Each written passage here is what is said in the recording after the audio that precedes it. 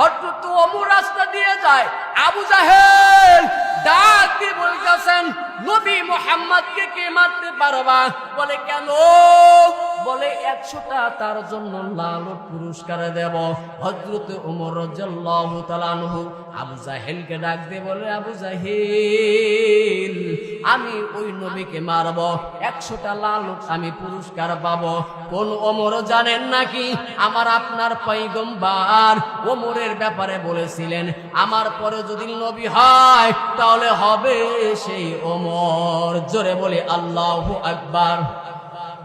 হযরত ওমর এখন পর্যন্ত মানুষ হইতে পারে নাই, এখনো অন্ধকার পথের মধ্যে পড়ে আছে।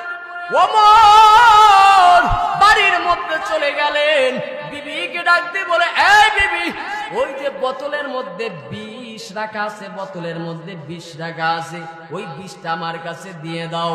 বলে কেন দেব? বলে তলোয়ারের সাথে মাখাবো। বলে এই তলোয়ার দিয়ে কাকে মারবেন? বলে মুহাম্মদকে মারবো। বলে কেন মারবেন? বলেন 100টা লালত পুরস্কার পাবো। এবার ওমরের বিবি ডাক দিয়ে বলতেছেন, স্বামী, আমি জানা মতে আব্দুল্লাহর বেটা মুহাম্মদ অত্যন্ত ভালো মানুষ, সে তো কারো কোনো ক্ষতি করে না। জোরে বলে আল্লাহু আকবার। ওমর ডাক দিয়ে বলতেছেন, ক্ষতি করুক আর না করুক, কিন্তু আমাদের ধর্মের নামে কেমন জন আমাদের ধর্ম করতে বাধা দেয়। ওই মুহাম্মদকে আমি মারবো, তারপর আমি ছাড়ব। আল্লাহ রাব্বুল আলামিনের দরবারে পয়গম্বর দোয়া করে, ওরে মালিক, আবু জাহেল এখন পর্যন্ত মানুষ হইতে পারে নাই, হযরত ওমর রাদিয়াল্লাহু তাআলা আনহু মানুষ হইতে পারে নাই, দুজন অন্ধকার পথের মধ্যে আছে। ওরে রব্বুল আলামিন, দুজনের মধ্যে একজনকে যদি কবুল করো ইসলামের জন্য, তাহলে ইসলামের জন্য দাওয়াত দেওয়া সহজ হইয়া যাবে। আল্লাহ রাব্বুল আলামিন ডাক দিয়ে বলতেছেন, ওরে পয়গম্বর, আপনার দোয়া কবুল করলাম, কিন্তু আবু জাহেলকে আমি আল্লাহ তাআলা হেদায়েত দিব না। আমি আল্লাহ রাব্বুল আলামিন হযরত ওমরকে আমি আল্লাহ তাআলা মিনাল যুলুমাতি ইলান নূর, আমি আল্লাহ তাআলা অন্ধকার পথ থেকে আমি আল্লাহ তাআলা আলোর পথের মধ্যে আনব। জোরে বলি আল্লাহু আকবার। হযরত ওমর রাদিয়াল্লাহু তাআলা নবীকে মারার জন্য চলে যাবে, কিন্তু কেমন যেন ওমরের উট কান্না শুরু করিয়ে দেয়। ওমর রাদিয়াল্লাহু তাআলা গোলামকে ডাক দিয়ে বলে, এই গোলাম, উট কেন কান্দে? বলে আজকে সারাদিন কেমন যেন খানা খায় না, উট শুধু কান্না শুরু করিয়ে দিছে। ওমরের মেজাজটা গরম হইয়া গেছে। লম্বা কাহিনী রে বাবা, শুধু মানুষ হওয়ার জন্য বলতেছি রে বাবা। আল্লাহ রাব্বুল আলামিনের পথে যাইতে হবে, ইসলামের কাছে আগে যাইতে হবে, আল্লাহ পাককে কতটুকু ভয় করতে হবে। ওমরের কেমন যেন মেজাজটা গরম হইয়া গেল, মনে মনে চিন্তা করে, আমি আজকে নবী মুহাম্মদকে মারব না, কালকে রওনা দিব, কিন্তু টাইম নিয়েছে 3টা দিনের মধ্যে মুহাম্মদকে মারবে। একটা দিন চলে গেল, দ্বিতীয় দিন আল্লাহ রাব্বুল আলামিনের কেমন যেন একটা কুদরত। ওমর রাদিয়াল্লাহু তাআলা আনহুর চুল ছিল অনেক বড় বড়, ওমর ঘুমায় রইছে। আল্লাহ রাব্বুল আলামিন কেসিকে অর্ডার করে, এরে কেসি যা, অর্থাৎ ওমরের ইসলাম কবুল হওয়ার আর একদিন সময়। জোরে বলি আল্লাহু আকবার। হযরত ওমর রাদিয়াল্লাহু তাআলা আনহুর চুলগুলো সাইজ করে কেটে দিয়ে আসো, কারণ ইসলামের মধ্যে আসতে হলে পরিপূর্ণতার সাথে আসতে হবে। উদখুলু ফিস-সিলমি কাফা, আল্লাহ রাব্বুল আলামিন বলে ইসলামের মধ্যে ঢোকো ঢোকো ঢোকো ঢোকো ঢোকো। কেমন ভাবে ঢুকবো? বলে পুরাপুরি ভাবে ঢোকো। আর আল্লাহ রাব্বুল আলামিন এই জায়গার মধ্যে তাগিদ দিয়ে বলেছেন ইসলামের মধ্যে ঢুকতেই হবে, ঢুকতেই হবে। জোরে বলে আল্লাহু আকবার। একটা জিনিস ঢোকা জিনিস একটা জিনিস, আর ঢুকতেই হবে আর একটা জিনিস। কথা বলেন ঠিক না বেঠিক? আমি আপনাকে নাঙ্গলদোলার মধ্যে আমার সাথে আপনার সাথে বন্ধুত্বর ভাব হইয়া গেছে, আমি আপনাকে দাওয়াত দিলাম, ভাইজান আমার সিরাজগঞ্জ বাড়িতে যাবেন, যাবেন যাবেন। আপনি ভাববেন হুজুর আমাকে যাইতে বলল, ঠিক আছে একটু চিন্তা করে দেখা যায় যাওয়া যায় কি যায় না। আর আমার এই জবান দিয়ে যখন এই যাওয়ার কথাটা যখন বলবো যাইতেই হবে, তখন আপনিও ভাববেন হুজুর আমাকে অনেক তাগিদ দিয়ে বলেছে, আমার কাজ কাম রেখে হুজুরের বাসায় যাইতে হবে। কথা বলেন ঠিক না বেঠিক? আল্লাহ রাব্বুল আলামিন সেমনি ভাবে বলে ইসলামের মধ্যে ঢুকতেই হবে। এই যদি মুসলমান হইয়া থাকো আল্লাহ রাব্বুল আলামিনের আইন মানতেই হবে। মুসলমান যদি হইয়া থাকো আল্লাহ রাব্বুল আলামিনের আইন মানতেই হবে, ইসলামের মধ্যে ঢুকতেই হবে। আল্লাহ রাব্বুল আলামিন ডাক দিয়ে বলে এরে কিসি যাও, ওমরের তো আর একদিন বাকি আছে ইসলাম গ্রহণ করার, তাড়াতাড়ি চুলটাকে সাইজ করে দিয়ে আসো। হযরতে ওমর রাদিয়াল্লাহু তাআলা ঘুমায়। সকাল যখন হইয়া গেছে, যাদের দেখবেন বড় বড় চুল, তারা যখন ঘুম থেকে ওঠে আগে চুলটা ঝাড়া দেয়। হযরতে ওমর তো জান না, তার মাথার চুলটা কেটে দিয়ে চলে গেছে। হযরতে ওমর রাদিয়াল্লাহু তাআলা ঘুম থেকে উঠিয়া চুলটাকে যখন বাড়ি দিলেন, নজর করে দেখি তার বড় বড় চুল সব কেমন যেন কোলের মধ্যে পড়ে যায়। জোরে বলি আল্লাহু আকবার। ওমর তো মেজাজ চলা মানুষ, যাকে দেখলে শয়তান ওই রাস্তা দিয়ে 40 দিন যাইতো না। জোরে বলি আল্লাহু আকবার। এত মেজাজওয়ালা মানুষ হযরত ওমর রাদিয়াল্লাহু তাআলা কিতাবের মধ্যে বলেন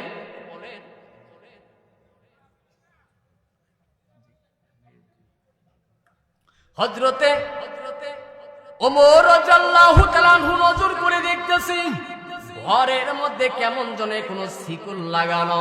আমার বিবিও পাশে ঘুমায়। এই কাজটা কে করলো কে করলো? বিবিকে বারবার বারবার বারবার বারবার ডাক দিয়ে বলতেছেন, এই বিবি তাড়াতাড়ি উঠে দেখো, এরকম আশ্চর্য জিনিস তো কখনো দেখি নাই। ঘরের মধ্যে কেমন যেন শিকল দেওয়া, তুমিও ঘুমায় রইছো, কিন্তু আমার চুলতে জানো কে কেটে দিয়ে গেল? ওমরের বিবি ডাক দিয়ে বলতেছেন, ওরে আমার প্রাণের স্বামী, আমার মনে হয় কি জানেন, মুহাম্মাদের আল্লাহ মনে হয় এই কাজটা করেছে। জোরে বলি আল্লাহু আকবার। হযরত ওমর কেমন মেজাজটা গরম হয়ে গেল। এবার ডাক দিয়ে বলে, আজকে মুহাম্মদকে মারার জন্য যাব না। বলে কেন? বলে পুরা এলাকার মধ্যে তল্লাশি করব। আমার চুলকে কাটলো চুলকে কাটলো। ওমর যখন হুঙ্কার দিত মানুষেরা এমনি ভয় পাইয়া যাইত। জোরে বলি আল্লাহু আকবার। শুধু কি তাই, কিতাবের মধ্যে বলেন কোন মানুষ যদি ভয় পায়, কোন মানুষ যদি ভয় পায়, সে যদি ঘুমানোর আগে এই বুকের ভিতরে আইন মিম র এই 3টা অক্ষর এই বুকের ভিতরে আগায়া যখন ঘুমাইবে, আল্লাহ রাব্বুল আলামিন বলেন, আল্লাহ রাসূল সাল্লাল্লাহু আলাইহি ওয়াসাল্লাম বলেন, ওই ব্যক্তিকে ওই ঘুমের ভিতরে শয়তান ধোঁকা দিতে পারে না। জোরে বলি আল্লাহু আকবার। আরো জোরে বলি আল্লাহু আকবার। আমরা অনেক সময় খারাপ স্বপ্নে দেখি, দাবড়াইতেছে, শয়তান ধোঁকা দেয়, দেয় কি দেয় না? আল্লাহ রাসূল সাল্লাল্লাহু আলাইহি ওয়াসাল্লাম বলেন, কোন মানুষ যদি হযরত ওমরের নামটা লিখে ঘুমায়, ওই রাত্রটা শয়তান তার কিছুই করতে পারে না।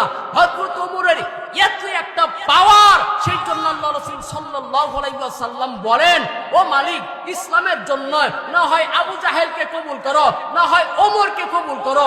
এই দুইজনকে কবুল যদি করো, ইসলামের জন্য আরো প্রচার করা সহজ হয়ে যাবে। কথা বলেন ঠিক না? আরো জোরে বলেন ঠিক না বেঠিক? আমরা ইমাম সাহেব, আমাদের বাড়ি নাই, ঘর নাই, কিছুই নাই, আমরা কয়েক টাকা বেতনের চাকরি করে খাই, আমাদের তো কেউ মানেই না। কথা বলেন ঠিক না বেঠিক? আমাদের কেউ মানেই না। কখন মানে? বলে যখন নামাজের মধ্যে দাঁড়াই তখন ইমাম সাহেব, যখন বয়ান করি তখন অনেক শ্রদ্ধা, যখন মসজিদ থেকে বের হইয়া যায় তখন আর মানে না। সেই জন্যে ইমামতি হওয়া তো তাদের দরকার ছিল, এই আলেম হওয়া তো তাদের দরকার ছিল। মেম্বারের বেটা যখন আলেম হবে, চেয়ারম্যানের সন্তান যখন আলেম হবে, এমপির সন্তান যখন আলেম হবে, ওই সমাজের মধ্যে কেউ নাস্তিকতা করতে পারবে না। কথা বলেন ঠিক না বেঠিক? কারণ সে একজন আলেম মানুষ, আরো চিন্তা করবে এই ব্যক্তিটা আলেম হলে কি হবে, এই ব্যক্তিটা চেয়ারম্যানের ছেলে। কথা বলেন ঠিক না বেঠিক?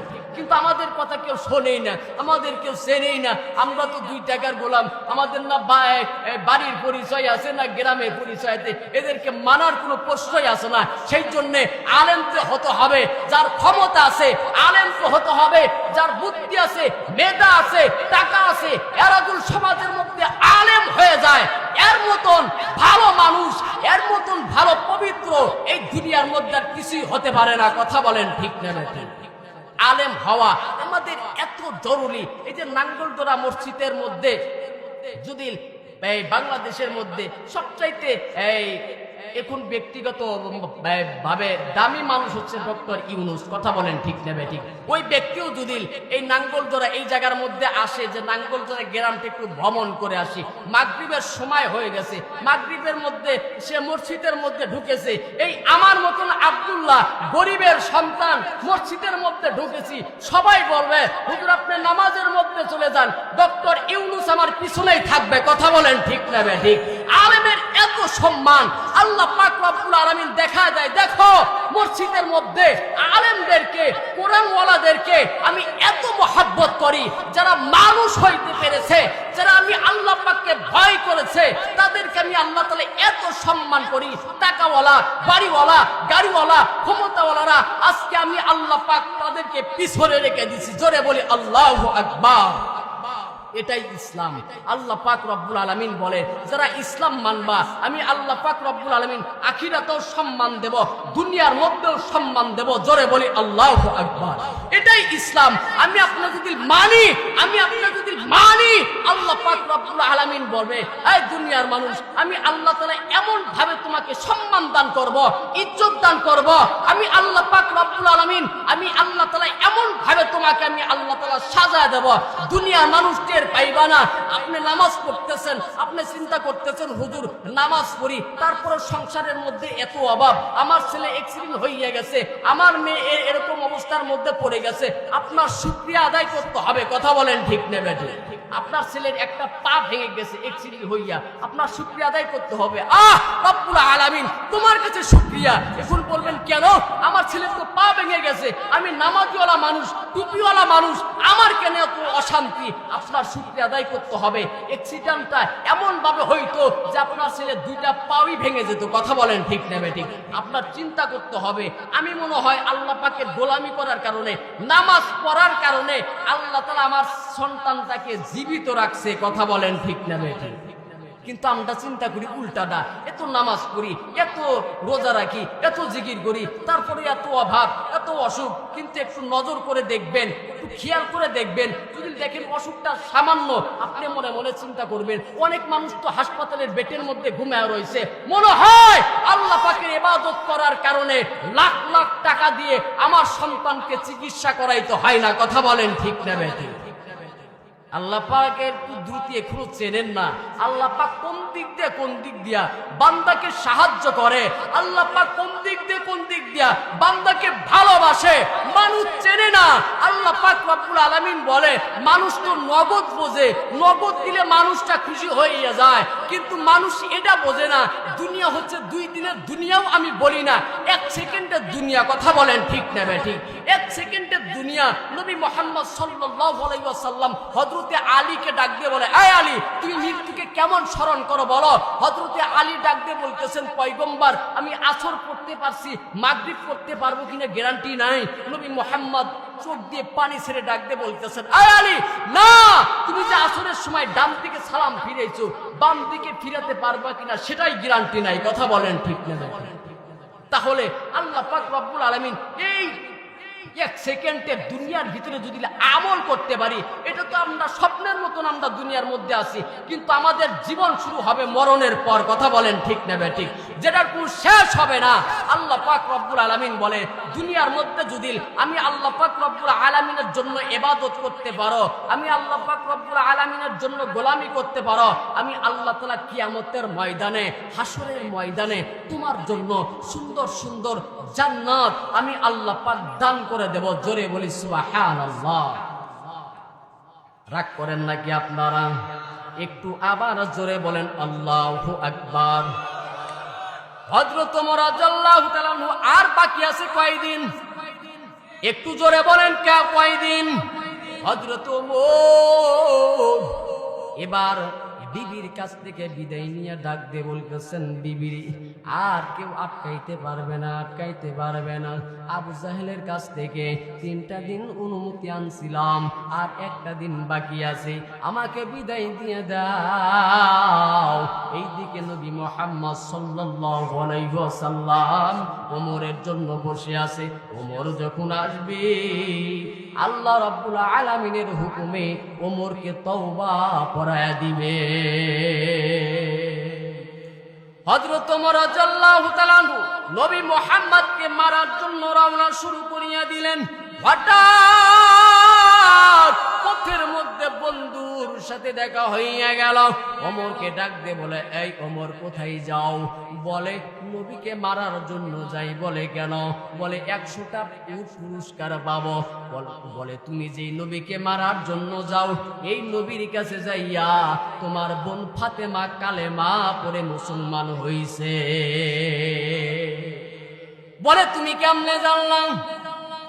বলে, ফাতেমার ঘর থেকে সবসময় কুরআন তেলাওয়াতের আওয়াজ ভেসে আছে। জোরে বলি আল্লাহু আকবার।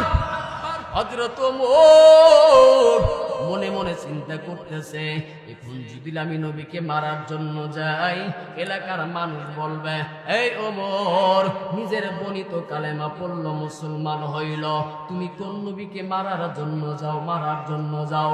না না না, আগে দেখি বোনের কাছে চলিয়া যায়, দেখি সত্যি কি ইসলাম গ্রহণ করলো নাকি, নবী মুহাম্মদকে মানলো নাকি। হযরত ওমর চলিয়া গেলেন। নজর করে দেখে ওই ঘর থেকে কেমন যেন কোরআন তেলাওয়াতের আওয়াজ। হযরত ওমর ধমক দিয়ে বললেন, এই তেলাওয়াত বন্ধ করো। ওমর চিন্তা করলেন, আমি বোনের সাথে কথা বলবো না। বলতেছেন, বোন মনে আছে আপনাদের? বোনকে ডাক দিয়ে বলতেছেন, এই বোন, তুমি নাকি মুহাম্মদকে মানো, মুহাম্মাদের আল্লাহকে মানো, তাড়াতাড়ি তুমি এই কালেমাটা দূর করে দাও। ওমরের বোন ডাক দিয়ে বলতেছে, ওমর ভাই, তুমি যত বড় সন্ত্রাসী হও না কেন, আমি যেহেতু আল্লাহ রাব্বুল আলামিনকে স্বীকার করেছি, নবী মুহাম্মাদের কালেমা গলায় নিছি, আমার জীবন চলে যাবে, আমি ওই কালেমাটা গলাই থেকে সরাইতে পারবো না। জোরে বলি আল্লাহু আকবার। হযরত ওমর রাদিয়াল্লাহু তাআলা আনহু কেমন যেন মেজাজটা গরম হইয়া গেলেন। এই কোমর থেকে চাবুকটা বের করিয়া ওমরের বোনের গায়ের মধ্যে আঘাত শুরু করিয়া দিলেন। ওমরের বোন জমিনের মধ্যে চলে গেলেন। ওমর ডাক দিয়ে বলতেছেন, বোন, এখনো সময় আছে, ইসলাম ত্যাগ করো, ওই নবী মুহাম্মাদের আল্লাহকে ছেড়ে দাও।